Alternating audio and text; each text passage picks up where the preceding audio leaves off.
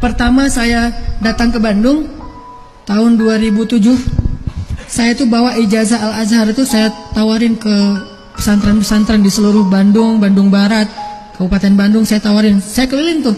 Saya tinggal di Dewi Sartika, keliling sampai ke Cileunyi, sampai ke Sumedang, balik lagi terus ke arah sana ke Cimahi, Padalarang, ke arah sana Buah Batu ke sampai ke selatan. Saya keliling untuk nawarin ijazah Al-Azhar siapa yang mau menerima saya jadi guru di pesantren atau di madrasah. Dan ternyata alhamdulillah semuanya menolak. Alasannya semuanya sama, Ustadz, ini kita lebih banyak gurunya daripada muridnya. Jadi udah nggak bisa nerima guru lagi. Oh iya Pak, tapi disimpan aja lah Pak ijazah saya mah. Nanti siapa tahu suatu saat Bapak butuh tinggal telepon saya. Oh iya ya Ustadz. Terus saja selama 1 bulan nggak ada yang manggil saya. Kalau ada anak Unisba di sini, saya juga pernah ngelamar di Unisba jadi dosen tapi nggak diterima. Jadi benar-benar nggak jelas gitu. Akhirnya karena saya nggak diterima di mana-mana jadi dosen, jadi guru, saya inisiatif, daripada saya nganggur di rumah, mending saya nerjemahin buku aja. Saya bisa bahasa Arab, saya cari buku-buku yang belum diterjemahkan, saya terjemahin. Udah selesai saya terjemahin, akhirnya saya tawarin ke penerbit. Ternyata penerbit gak ada yang mau nerbitin. Saya kasih ini naskahnya, nih Pak, saya udah terjemahin buku ini. Aduh, ini kamu gak disurvei dulu, ini udah diterbitin sama penerbit yang lain. Saya gak tahu kalau itu udah diterbitin, yang saya tahu aja, oh ini kayaknya bagus nih bukunya nih, saya terjemahin. Ternyata udah diterjemahin oleh yang sekarang jadi ustadz saya juga. Dia duluan terjemahin dan lebih bagus terjemahannya daripada terjemahan saya karena saya belum berpengalaman. Nilai saya tuh dikasih C gitu. Nilai terjemahannya kan ada C, B, A plus. Saya mah C. Baru belajar benar menerjemahkan. Bahasanya kaku banget, ditolak. Akhirnya saya berpikir, oh kalau misalnya buku terjemahan udah banyak yang terjemahin orang, kenapa saya nggak buat buku sendiri?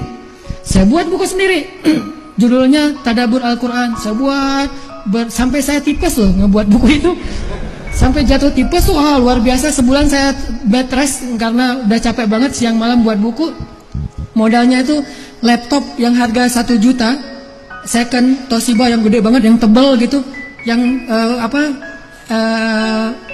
sandarannya itu udah patah. Jadi kalau saya mau nulis tuh saya nempelin sandarannya tuh di dinding biar nggak jatuh nyeblak ke belakang gitu.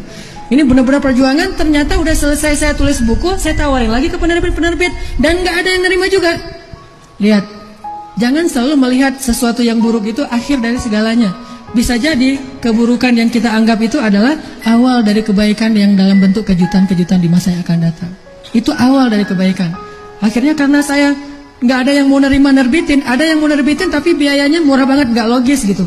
Dia katanya ini nggak bisa pakai royalti, ini beli jadi langsung sekali berapa? 700.000. Hah? 700.000 untuk sekian ribu eksemplar.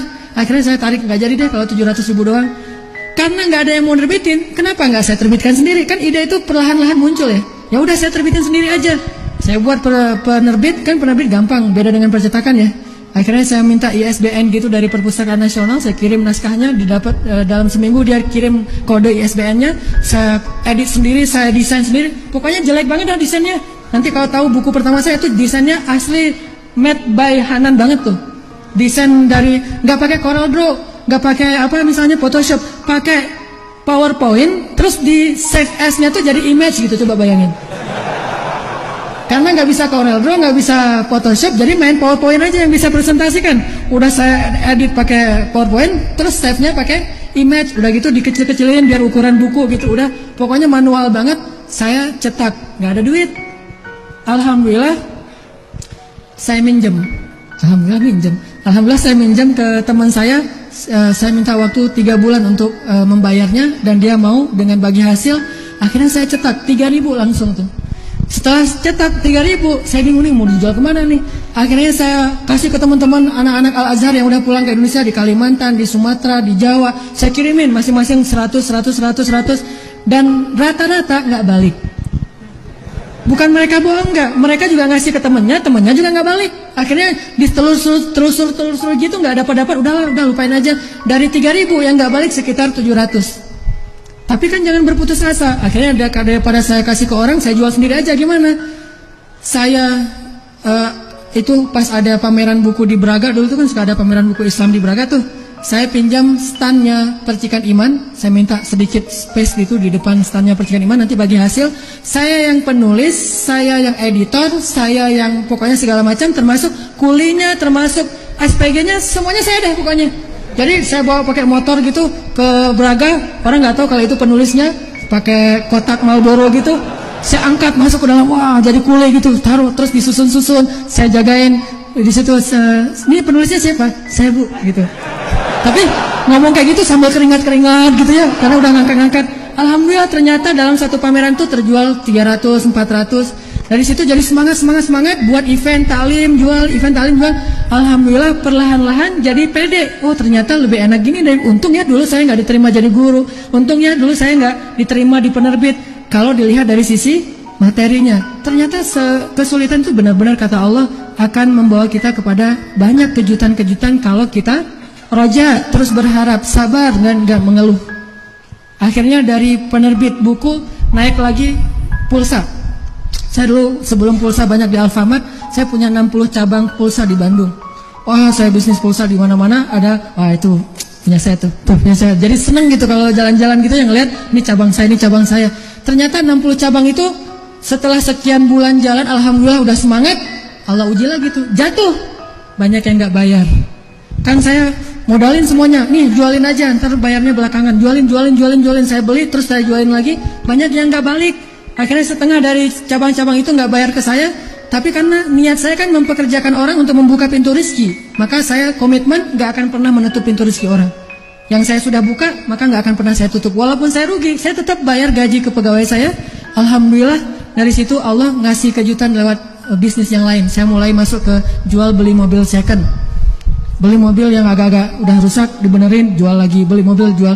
Dari situ naik lagi ke properti. Sampai alhamdulillah Allah kasih banyak sekali kemudahan-kemudahan. Jadi bisa saya mendapatkan rumah pertama saya di Cianjuang. Itu kejutannya luar biasa. Dan ini juga bisa di-share mudah-mudahan Tahadus bin Nikmah. Gara-gara sholat asar di masjid. Jadi saya sama istri saya lagi nyari rumah. Kita udah lama ngontrak, pengen punya rumah sendiri. Dan saya pengen banget ngerasain cuci mobil sendiri di garasi itu bagi saya tuh penting banget tuh. Cuci mobil sendiri di garasi dulu tuh wah keren banget. Sekarang mah aduh, entah berapa bulan yang lalu saya cuci mobil sendiri, udah nggak mau lagi. Dulu kan, sekarang udah sok-sok gaya gitu ya. Dulu mah pengen banget ngerasain gimana nyemprotin air ke mobil, terus dicuci, dielus-elus sendiri. Nah pengen punya rumah yang ada carport deh kalau nggak ada garasinya. Ukuran tipe 36. Waktu itu tahun 2009, tipe 36 sekitar 200 juta. Cari sama istri saya, boncengan, naik ke Cianjuang. Pas sampai di daerah Cianjuang, azan asar. Oh kita sholat dulu yuk, yaudah yuk sholat di masjid asar berjamaah. Habis sholat, namanya udah sering talim kan ya, ketemu jamaah pengajian. Dan saya nggak tahu kalau rumah dia dekat situ. Ustadz kemana? Enggak, lagi jalan-jalan. Jalan-jalan kemana Ustadz? Lagi nyari-nyari rumah. Bapak punya teman gak yang jual rumah-rumah yang murah gitu, yang tipe 36? Ah Ustadz kebetulan banget, luar biasa nih, Allah yang mempertemukan kita. Saya tuh punya rumah Ustadz, ada kolam renangnya 300 meter persegi, ada 8 kamar. Ah Ustadz lihat dulu deh rumah saya. Saya pas dibilang ada kolam renangnya 300 meter persegi, 3 mobil, garasinya, saya mah senyum-senyum aja. Ini mah bukan tipe saya karena tipe saya di bawah itu. Jadi pas oh iya Pak makasih, kita mau cari yang kecil-kecilnya. Udah Ustaz lihat dulu aja. Saya kan nggak pede banget, nggak nolak. Udah akhirnya saya cari tempat lain. Udah selesai nyari-nyari nggak dapet. Malamnya dia telepon, Ustaz saya tunggu banget Ustaz besok datang ngeliat dulu rumah saya. Nanti soal Ustaz mau apa enggak, pokoknya lihat dulu aja. Karena dia udah maksa banget, saya datang. Pas datang saya ngeliat gerbangnya tinggi gitu. Saya sama istri saya senyum-senyum aja. Jangan terlalu berharap ya, kita mah daripada putus asa gitu saya bilang. Ya kan kita memuliakan orang yang mengundang ya gitu. Datang itu jujur loh ya, nggak berharap sama sekali, bener-bener nggak nyangka gitu. Udah masuk melihat kamarnya, saya ngeliat wah luasnya luar biasa, ada kolam renang walaupun nggak terlalu gede tapi bisa berenang lah gitu. Berendam apa lagi? Cianjuang tapi nggak kepake, sekarang udah nggak ada lagi kolam renangnya karena dingin banget. Udah gitu akhirnya beningnya luar biasa, kamarnya gede-gede lagi, garasinya apa saya lihat wah ini 3 mobil nih. Udah selesai gitu, gimana Ustadz? Ya luar biasa nih Pak rumahnya gitu. Ustadz, ini ada yang nawarin 700 juta, nggak saya kasih kata dia. Tapi buat Ustadz, terserah Ustadz deh. Hah? Terserah gimana Pak? Menurut Bapak? Ya Ustadz ada duitnya berapa? Aduh, saya mah nyarinya yang 300 juta aja Pak. Paling mahal juga 300 juta. Ya udah 300 juta kata dia. 300 juta, jadi 700 juta ada yang nawarin nggak dikasih, ke saya dikasih 300 juta. Udah 300 juta aja. Hah? 300 juta? Beneran ini Pak? Beneran. Terus saya senyum-senyum lagi sama istri saya. Kenapa Ustadz senyum-senyum? Kalau cashnya sih adanya 20 juta Pak. Kacau itu nih. Saya nyari rumah 300 juta, cashnya 20 juta. Rencana saya mau dikreditkan ke bank syariah. Cuma kan nggak punya teman juga di bank syariah. Pokoknya cari aja dulu. Saya waktu itu lagi ngebaca buku The Secret tuh. Pokoknya lakukan saja, nanti gimana nanti gitu ya. Ditambah lagi dengan iman kan, secret iman lah gitu. Saya mah adanya DP-nya 20 juta Pak. Ntar ya saya cari bank dulu yang mau kredit. Kata bapak itu, Ustaz, udah nggak usah mikirin kredit ke bank, kredit ke saya aja. Mana DP-nya 20 juta. Berapa tahun Pak? Terserah Ustaz berapa tahun. Alhamdulillah 2 tahun lunas, 300 juta tanpa bunga, kredit pula. Itu luar biasa, langsung dibuatin dibalik nama Ahmadiyah. Dan ini semuanya saya baru teringat, mudah-mudahan nih husnuzon saya, bukan kepedean tapi husnuzon, karena saya pernah memudahkan urusan seseorang, Allah memudahkan urusan kita di tempat yang lain, dan itu terbukti banget. Tapi yang Allah mudahin jauh lebih keren daripada yang saya mudahin. Saya mah ngemudahin orang paling 100 ribu, 200 ribu, Allah ngemudahinnya tuh ratusan juta kan. Jadi benar banget kata Allah, sedekah itu 700 kali lipat atau tanpa batas, dan bersabar terhadap ujian dan segala macam, bertakwa, pasti dikasih kejutan deh. Dari situ saya makin pede nih, oh kalau ada masalah berarti mau ada kejutan, ada masalah berarti mau ada kejutan, sehingga terus saja ngandelin itu dalam hidup.